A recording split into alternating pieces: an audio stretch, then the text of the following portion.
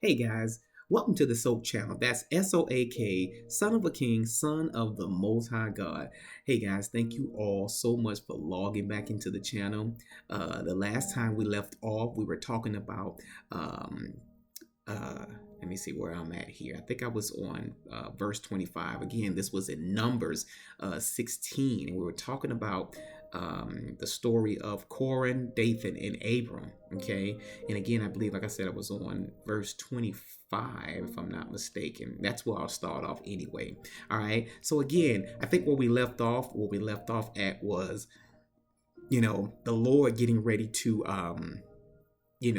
hear Moses cry, because he was speaking on behalf of the people who had joined in with Abram, Corin, because they were opposing against Moses, right? It wasn't enough that God had already set apart the Levites because they were part of the Levite tribe, right?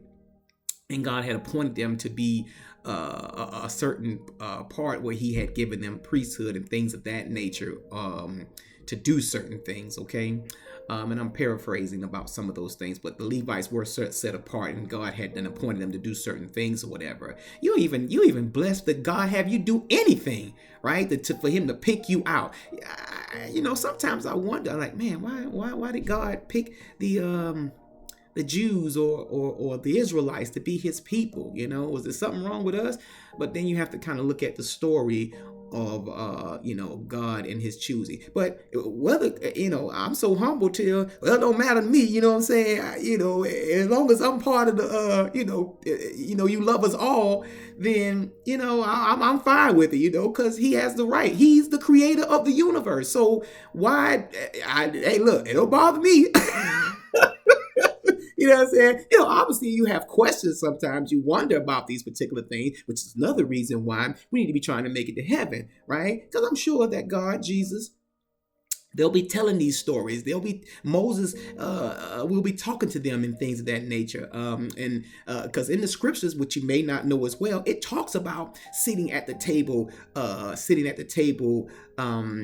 feasting with Moses, Abraham, and all of them. Could you imagine sitting at the table with them, asking them about their struggles? I was watching a video just recently, and it was talking about those passages that's in the Bible, and I think I want to look back and looked at it as well. Nevertheless, and it talks about how we'll be sitting at the table with them, and we will be able to ask questions. Now, I didn't go into detail about asking them questions or whatever, but it did say we would be sitting at the table feasting with them, those of old, and things of that nature, right? That is a wonderful thing, because like I said, could you imagine asking Abraham about his faith and how he was about to kill Isaac because God had told him, to sacrifice his son? Or what about asking about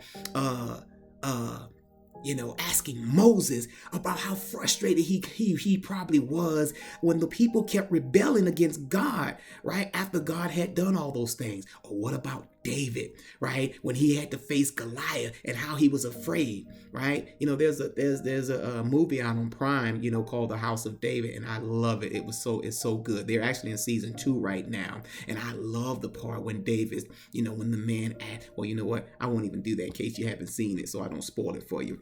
Nevertheless, all right, so let's pick back up where we left off. We was in Numbers 16 and verse 25, because I'll get to talk, because a lot of this stuff sometimes makes me excited to even talk about it, right? It says, Moses got up and went to Dathan and Abram, and the elders of Israel followed him.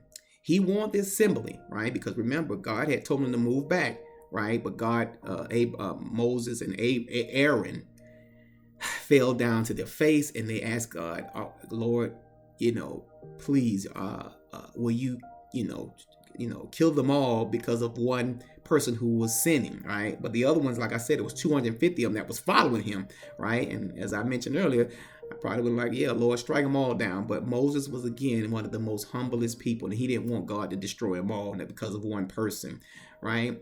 So anyway, they followed him. He warned the assembly, move back from the tent, and these wicked men, do not touch anything belonging to them, all right, or you will be swept away because of all their sin. So they moved away from the tents of Korah and Dathan and Abram, Okay, so maybe they were a little confused. They probably was rebellious or whatever. It's like, man, and we can be like that sometimes. This is why I'm trying to talk about these stories, because sometimes we rebel. We do things when, but sometimes you got to be put in check. Now, look now, I'm telling y'all, you better think about what it is that you're doing, right? Before we start acting a fool, right? And that's us every day. Sometimes we are faced with certain things. Maybe somebody is getting on your nerves. Maybe somebody you want to just cuss them out. Maybe somebody you want to, kick their butt or whatever the case may be. But wait a minute. All right. This could cause death. This could cause you to sin. All right. And we don't want to be doing that. So here again, Moses told them to back up. You know what I'm saying? Back away from the tent and don't touch nothing that it is that they're doing. So don't get involved with the sin. All right. Basically. All right. Dathan and Abiram had come out and were standing with their wives, children, and the little ones at the entrance to their tents. The other people had them backed away.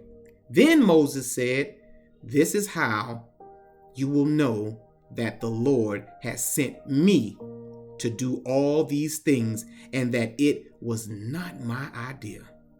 Remember, I said in the first video that, in the beginning, Moses was like, "Lord, you're sending me, but who am I?" God appointed him to do these particular things. So why are you struck? Why are you trying to fight with him? Right? But like Moses said, and you will see that it was not my idea. If these men die a natural death and suffer the fate of all mankind, then the Lord has not sent me. But if the Lord brings about something totally new, and the earth opens up its mouth and swallows them with everything that belongs to them, and they go down alive into the realm of the dead, then you will know that these men have treated the Lord with contempt.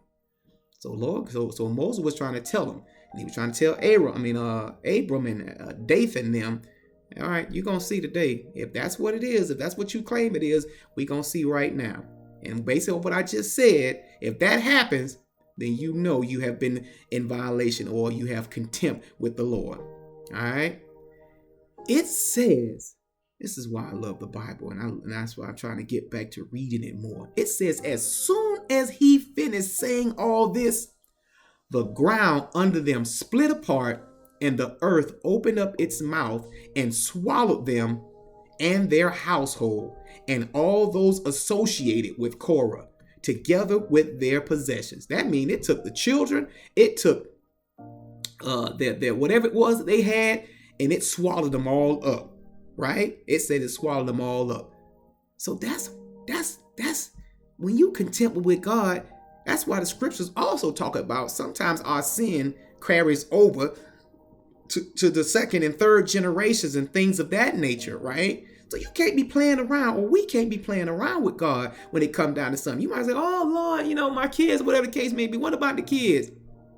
God, listen, man, God knows how. Listen, y'all. Check this out.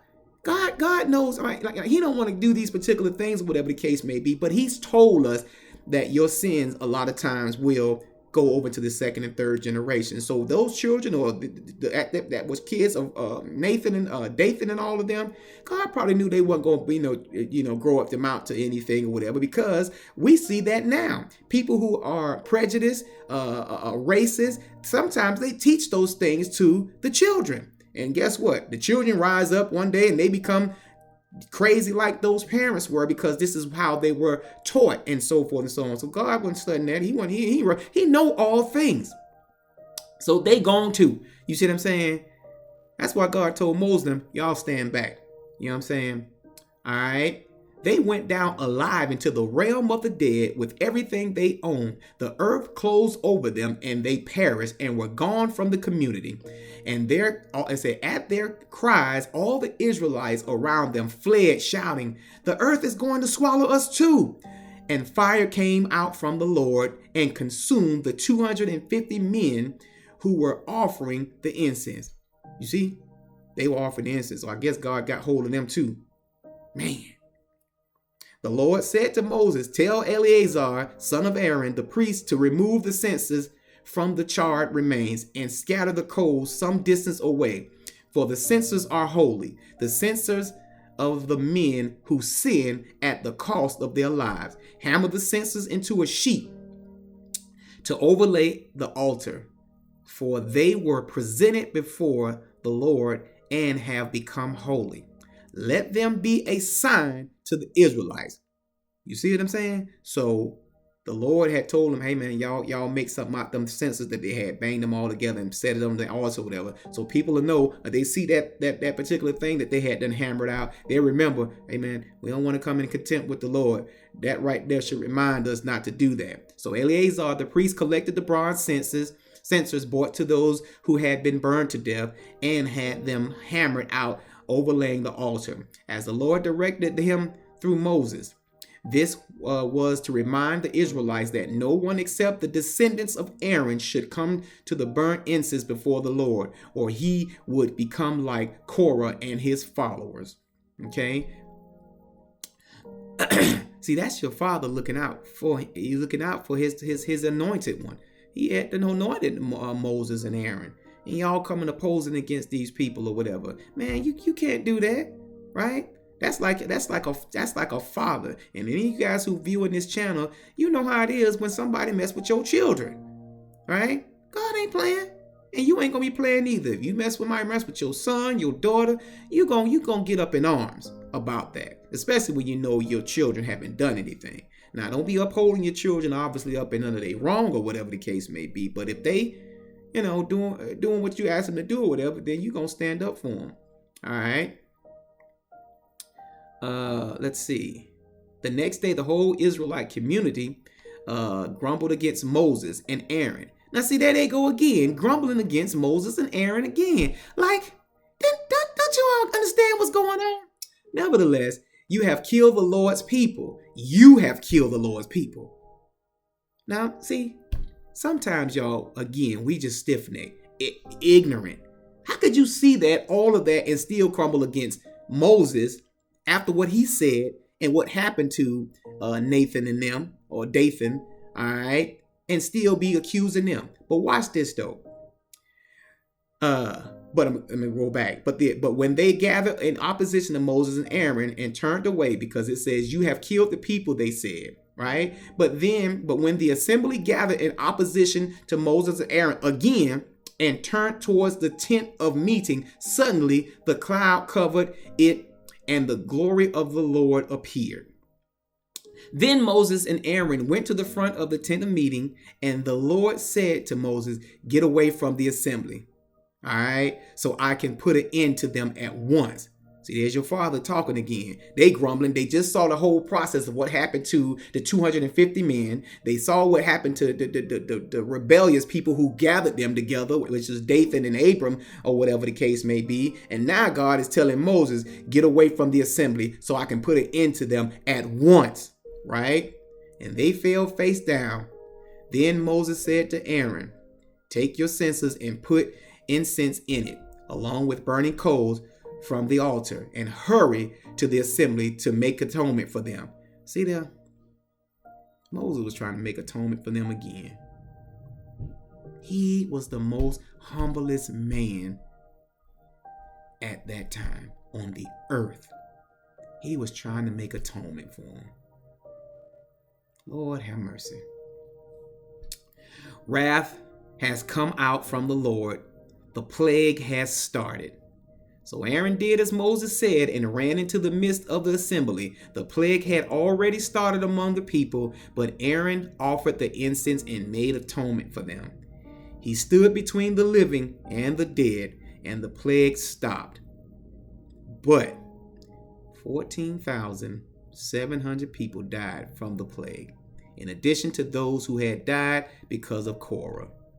Then Aaron returned to Moses at the entrance of the tent of meeting, for the plague had stopped.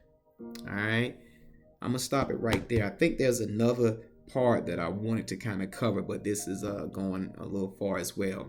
But you can see,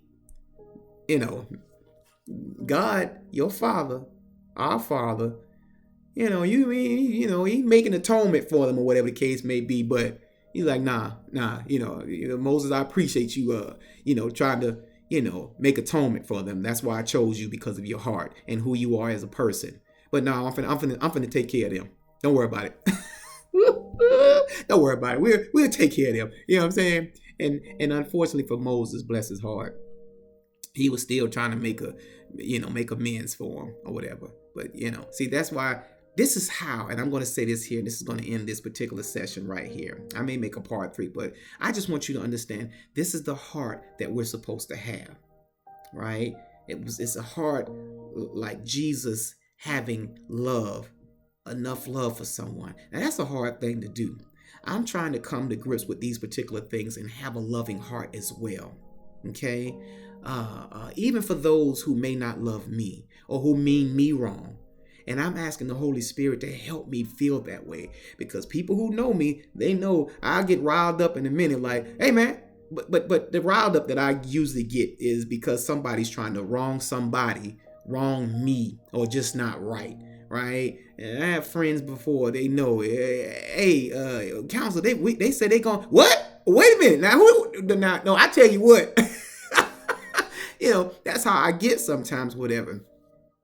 And I got to learn to bring that down, or whatever the case may be. It's good to stand up for righteousness or whatever, but not to the point to where we're sinning, because God said that we can be angry. And I think most of the time I just get angry for the most part. I don't, recall committing any sin or whatever the case may be, but I don't know how far you push me if I will do a sin, but I don't think so. But, I just ask if I am thinking in that manner at that time, that God, continues to watch over me so I don't create a sin. Because he said that in the scriptures, we can be angry, but sin not. Okay? Because remember, Jesus was angry when he went down there to the tabernacle, went down to the temple down there and started turning over everything and flipping stuff over. He was pissed off. Nevertheless, I say all that to say this here. Remain humble. Pray for those who may persecute you. Don't be asking for more than what God has already given you. And what I mean by that is, be satisfied a lot of times with what it is that you have. God had already appointed those Levites with a particular thing or so that he wanted them to do, right? But they were still rebellious. Our Father has taken care of all our needs, right? Sometimes we're in seasons where we're struggling or whatever, and we have to try to ask God to help us through that season, right? They were out in the wilderness at that time, but they had to be patient because God was taking them to the land of milk and honey, right? But they had to go out into the wilderness. Some of it was because of what it was that they, because of what it was that they had did, right? Y'all excuse those breaks in there. I'm trying to, my thing that cut off over here. Nevertheless, but yeah. So keep those things in mind, that God is a loving God. He wouldn't bring those people out. He wouldn't take us into a bad season only to bring us out, not to bring us out of it or whatever the case may be. And we have to remember that. I have to remember that, a lot of times. That's why we got to stay connected to him. Right? Just like Job said, even though he may slay me, yet I will trust him. And so we have to continue to trust him. And I hope you continue to trust him as well. Hey guys, once again, this is the Soul Channel. I apologize. This one went a little bit longer than I wanted it to, but this story it was fascinating to me, and I wanted to kind of elaborate on some of it for you as well. So guys, until next time, that's going to be SOAK, Son of a King, Son of the Most High God. Thank you all again for logging in. I hope you're finding these stories about your Lord and Savior interesting, and I hope it's drawing you closer to God, and maybe also taking a self-reflection of yourselves. All right, Lord knows we need to every single day. Remember to keep pressing for God and trying to get into his graces. So once again, continue to love each other. We'll see you on the next one. Please don't forget to like, share, subscribe to the channel, and we'll see you next time. Love you guys. Peace.